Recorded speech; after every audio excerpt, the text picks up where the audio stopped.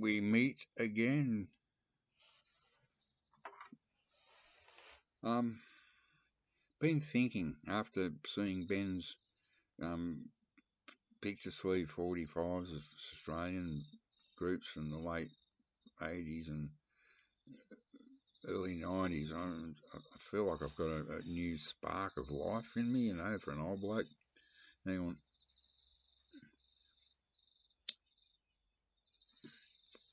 dinner.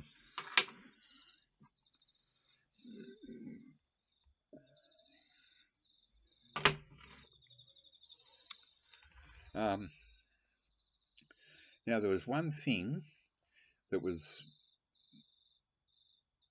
associated with that period, late 80s, early 90s in Sydney, especially down around Central, which is like downtown. Um, it was so grotty and, just, um, well, let's just say you wouldn't take your granny down there or your grandkids, but it had a certain charm, like most of Sydney did at the time. Um, it, it, I watched um, some of those walking tours videos I watch, ones in Japan and places like that, which I find interesting. But Sydney's unrecognisable to me now. It's just total blandness. There's just no character. It's all gone. There's all the rough and tumble and what a anyway. So when you get to my age, this is something you youngsters will find out if you live to my age.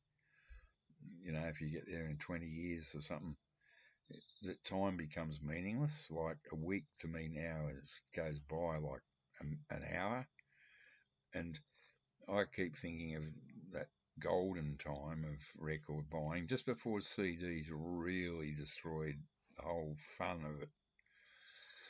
Um, it seems to me just like 10 years ago, but it's not. It's 30, almost 40 years ago. And I was buying records for almost 30 years before that. I bought my first record in the late 1950, late 50s, 59, I think, when I was 8. So I'd been not buying them like huge amounts, but just buying them if you could afford them or whatever. And so already been through the 60s and then the 70s and the late 70s. It was just such a good time. Now, I am waffling. I always waffle. I don't give a rat's ass. There was a great heavy metal shop in down in Central and Sydney too, on George Street. I can't think of the name. It's famous. It's world famous. It was fantastic.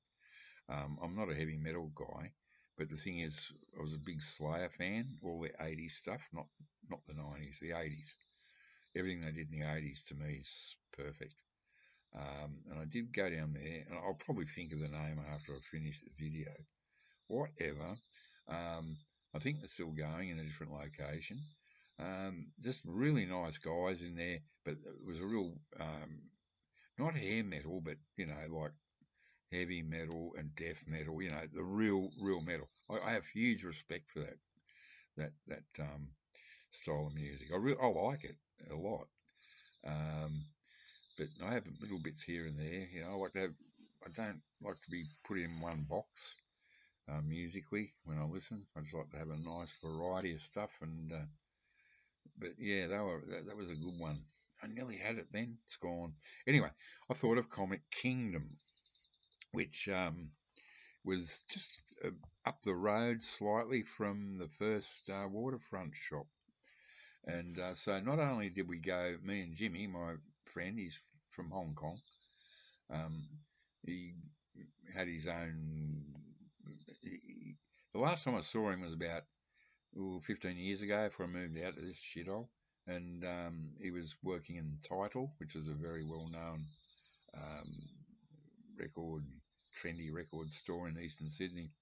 And he had his own little label, Donovan's Hands, where he did sort of really far out, stuff with this Japanese guy. And it doesn't matter. I'm waffling. I'm pissed as a parrot. Uh, um, Comic Kingdom. So me and Jimmy, who we both worked at Patrick Jones Studios, we go down every Thursday. We go down to Waterfront. We go in, buy our records, then we go over to the Great Southern Hotel and have a few beers. And sometimes we go to Comic Kingdom. And the thing is, what I'm trying to say is that whole Seattle scene with um, what they call grunge. And if you really think about it, I think the first grunge single was Link Ray Rumble in the late 50s. There's grungy shit all the way through the 60s here and there. But the first proper grunge album, I reckon, is Vincebus Eruptum by Blue Cheer. And Black Sabbath sort of grungy in their own way. So, grunge is not new. It's just a term, but yeah, hate comics. Now, in one of these, Peter Bagg had Tad um,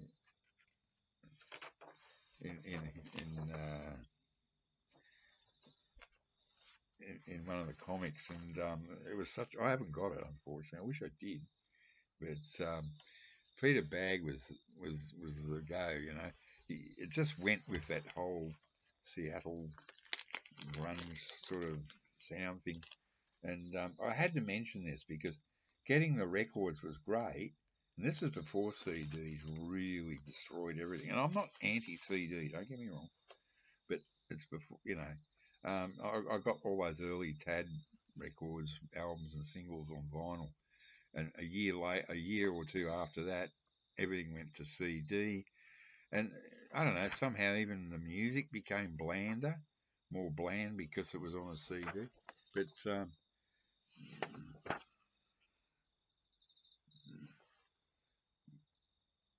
it was like this is the good old days when there was no internet, and this was like a fanzine page in the back of a comic book where people send in their photographs. You know, I just love this shit, man. I just love it. And Buddy Bradley, which was another character in Peter Bagg's, and, and that's him dressed up as Buddy Bradley. Just love this stuff. It was it was a great time. Didn't last long, but by golly, I'm glad it sort of went. I'm glad it sort of lasted as long as it did. So that's about it for today. I just had to mention Comic Kingdom. And I was never a comic person, but the thing is, there was something about those hate comics that just matched perfectly the whole thing going on over there. So just an old drunk having a waffle. Good night. Guten Abend.